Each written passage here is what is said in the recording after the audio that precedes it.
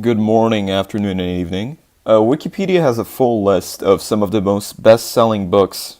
Most best-selling books? Wikipedia has a list of the best-selling books of the past few centuries, and throughout the history of humanity overall. The ability to write things down was pioneered in very ancient times and was primarily used to just sort of document things like food income and current affairs. Only about 500 years ago, there were only a few literate people within specific countries. Republics were basically unknown. So it was kings and queens who mostly sent delegations and documented, their lives, while the common peasants didn't really get the works of fiction distributed to them because there was no efficient way to do so. It's fair to say that all changed with the invention of the printing press, and ever since then, we have had bad fictitious authors and even worse fans. Now, as you can probably guess by the title of this video, it is about something called Harry Potter. And if you haven't been living under a bridge for the past 20 years, you probably know what it is. I don't think it is a necessarily bad book. I know that there are many throughout the wider population that like it. Over 100 million, in fact. With 120 million sales, the first Harry Potter book is one of the most well-sold fiction in the entire world, just behind The Little Prince and A Tale of Two Cities. Released in 1997, it is the second best-sold English book out there, and it certainly contributed a bit to the culture of the very late 20th century and the early 21st century, with the release of the later novels. Now, with every great work, oh my god, my camera keeps sliding. I don't know if I've said this, but I don't necessarily have the best setup right now. But I can readjust it, and there we go. With every great work, there are for sure to be some very obsessive fans, and this can be encountered with video games and music and books and films and everything. Barely anyone has the time to read books anymore. You would notice the fact that Harry Potter was released in what? The last book was in 2007, and it is the worst selling one, according to this list. So all modern forms of art are more frequently distributed in film and interactive formats such as video games, because it has the ability to convey several things to the viewer or the player that books normally wouldn't be able to. And it just so coincidentally turns out that books between 50 million and 100 million copies haven't really sold since the last Harry Potter book. Since 2007, there hasn't been a single book which has sold more than 50 million copies. The last book with over 20 million copies was sold in 2015. And that is The Girl on the Train by Paula Hawkins, also British, followed closely by The Fault in Our Stars by John Green, who I have a tremendous amount of respect for, by the way. And if it were not for Michelle Obama, who released her book Becoming Michelle Obama, because you put the title at the top and the name at the bottom, you've read books before, right? You know how this works. If it were not for her, the last book that would sell at least 10 million copies was released in 2012. So, unless you're a television personality or you already have some sort of background, your books don't sell well anymore. Which is kind of funny, because at the time that J.K. Rowling wrote Harry Potter, which, as I have mentioned probably already, is a pretty mediocre book. I don't like it. I used to like it, obviously, because I was born in this century. But it's not the best work of fiction. The author at the time of writing it wasn't a personality by any means. She was homeless, and she had to take it to over 100 publishers to actually find someone that would find the book sort of attractive and publishable, largely due to the fact that it was sort of revolutionary. It didn't necessarily know what audience it was going for, and it, I hate to say it, but a lot of it was due to luck.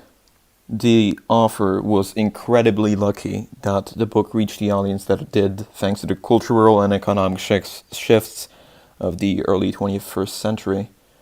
And I think it wouldn't have had the position if things were even a little bit different. Nevertheless, because of the mass following that it has gained, it has become pretty annoying that there are so many people who are identifying themselves so much with the book. And I think it proves how little our generation actually cares about the written information.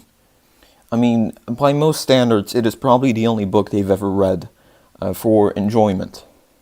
A wide majority of people in the Anglosphere probably had that experience. Even if you haven't read the book, you probably borrowed it from someone or even heard remotely what it's about. And for those people who don't know what Harry Potter is and are still watching this video, oh my god, you are so confused. It's a children's book about... Ow! I hit my balls. It is a children's book about a wizarding boy in a wizarding world, which basically conveys these stereotypes you hold about mythical creatures, and it puts them to this whole new level with a sort of modern perspective. It's really efficient that this book was written in 1997. If Harry Potter and the Philosopher's Stone was written in 2020, if it was written even in 2010, 2008, 2006, if the first book started out then, only a few years later, it would not gain popularity at all due to how much the world has changed since the book debuted. And even with the last film, it found less traction because the world has advanced so much by then and the culture was not really relevant. Nevertheless, it has become a part of people's childhood, and so they fill themselves up by reading it. Oh my god, this intro is already way too long. Anyway, subreddit r/readanotherbook has become polluted with people who are obsessed with Harry Potter in the recent months. And I downloaded a few of the things today and we're going to talk about. So the first one is a tweet. You'll find that it's a pattern with most of these, they're tweets. If Hogwarts mail system can be run efficiently by owls, I think the US Postal Service can figure out how to mail voting ballots. This is by Twitter for iPhone. If you have an iPhone, you probably don't need a voting ballot by mail. Just saying. It's not like you can vote electronically, unfortunately, due to, the Russians. Zaraz będą myśleli, że my, Polacy, to Ruscy. Jaka ciekawa metoda. But if you have an iPhone, you probably can go to the Pokemon Go to the polls, right? Also, I think someone needs to clarify to them the most important thing. Harry Potter isn't real. Hogwarts isn't real. It's the place where Harry Potter takes place. It exists outside the physical dimension. Even in the Harry Potter world, it's concealed. So why would you compare the two? It's run efficiently by owls because the owls are magic. The US Postal Service isn't magic. It exists with the physical constraints of our world. And that is time and space. And it takes time to get things from point A to point B. Because we can't teleport yet. Maybe by the time this video and my channel gets some views, maybe we'll be able to teleport. I don't know.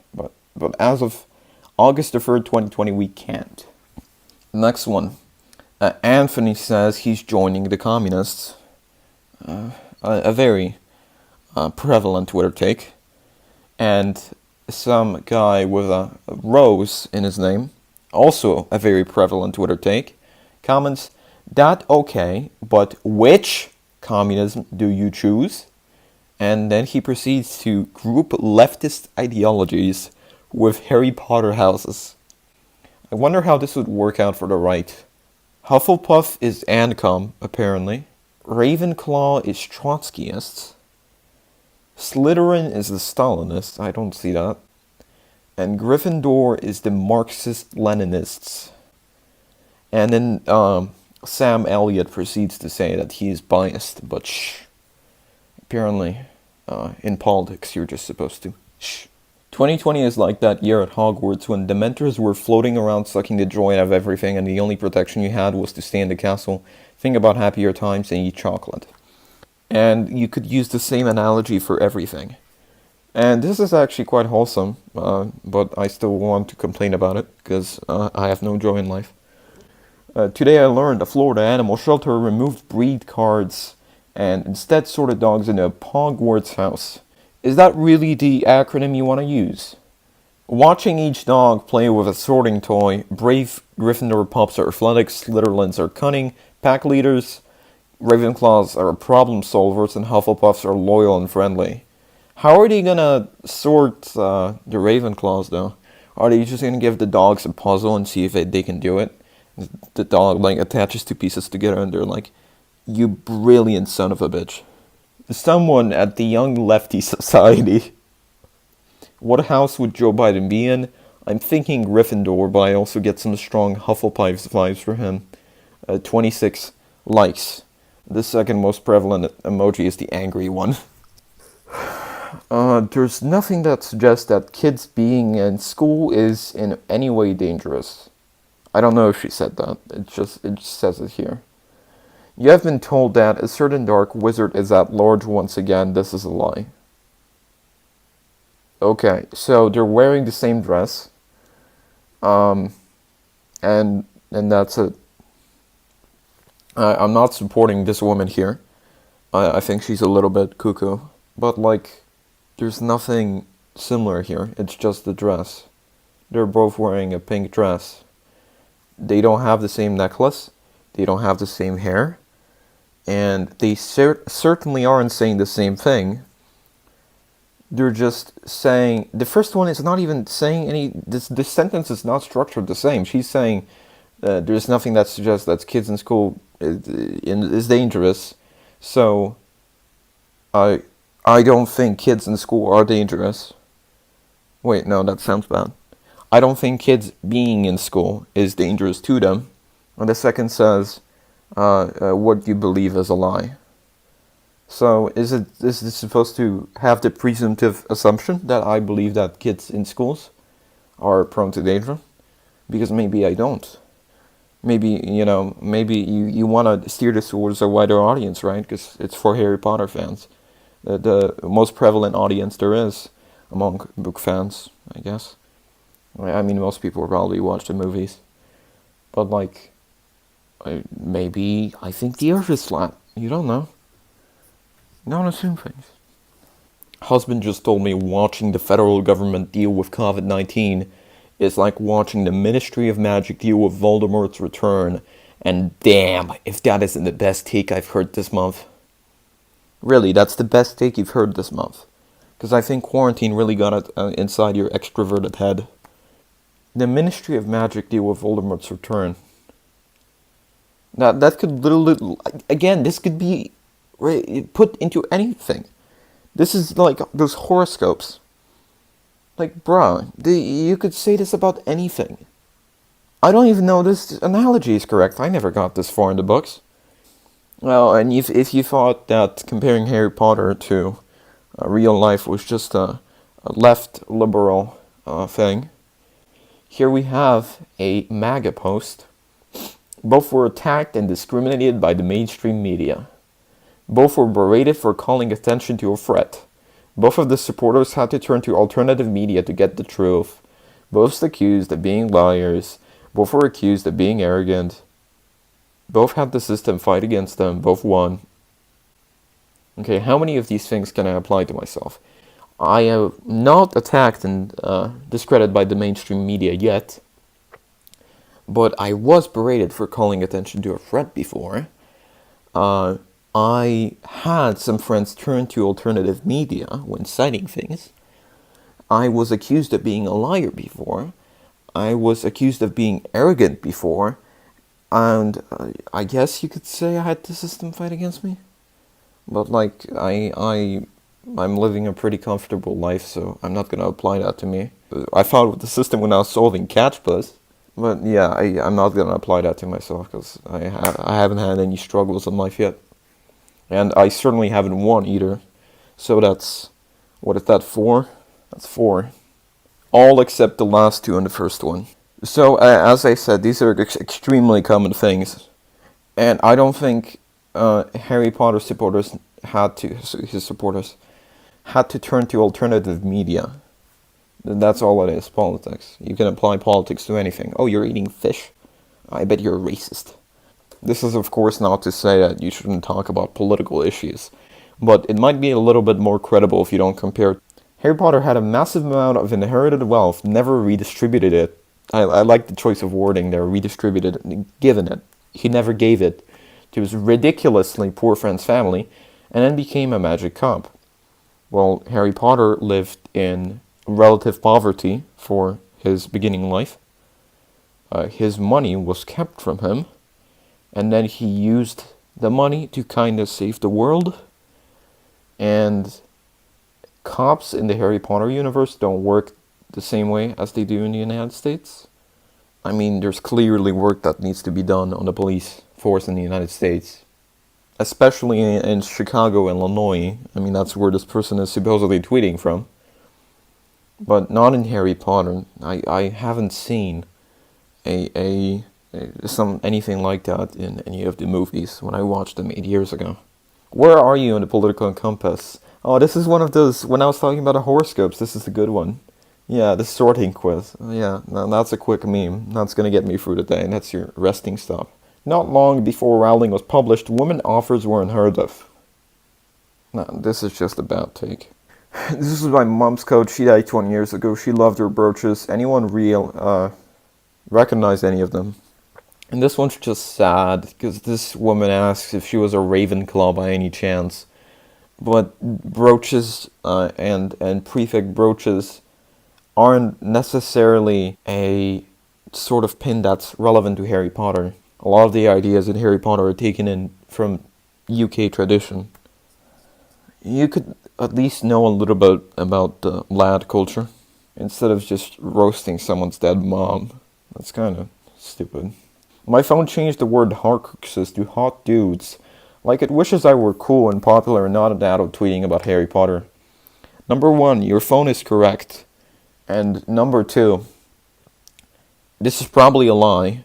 And number 3, if it isn't, then your phone is correcting what you said to the most recent thing that you have typed. It makes associations. It uses an AI network to sort of build around the words that you use and those you don't use. When I type in Horcruxes in messages, I certainly don't get hot dudes, because I've never written hot dudes in my entire life. So this doesn't make any sense. And even if it was hot dudes, it doesn't mean you were cool and popular. And this is just such a normie tweet. I don't like it at all. Maybe I'm a normie. I'm making YouTube videos. Oh god, I should really reconsider my life choices. And you want to see the worst one? 12 Rules for Life. Ex Harry Potter. Jordan B. Peterson's 12 Rules for Life reaches out to young men with its tough stance on self-responsibility. Men need to grow up, insists the author. This sounds like a thing you would read in like English class. J.K. Rowling's Harry Potter series features one such young man who grows up in a 7-year arc wherein self-responsibility is thrust upon him. Both the fantasy saga and the self-help book have sold in vast numbers. The authors were born 3 years apart and have created narratives rooted in Christianity. Both speak of ascendancy and overcoming and renewal, and explore the question of what it means to be good. Both narratives hinge on the Nietzsche line, coasted in 12 Rules. He whose life has a why can... Okay, this is stupid. Number 1, like, why? And number 2, I'm pretty sure Jordan Peterson doesn't like Nietzsche. I'm not sure. I don't really listen to Jordan Peterson. Nor do I listen to J.K. Rowling. But this is possibly the worst book mashup ever. This is like that FNAF x Minecraft fanfiction that you would find on those weird sites in middle school. Well, this is going to be a 3-minute video, and I've been recording for 30 minutes. So, since this is going to be a hell of a lot to edit, I might just end it here. Thank you guys so much for watching, and subscribe. Peace out. Bye. Goodbye. I'm ending the video now.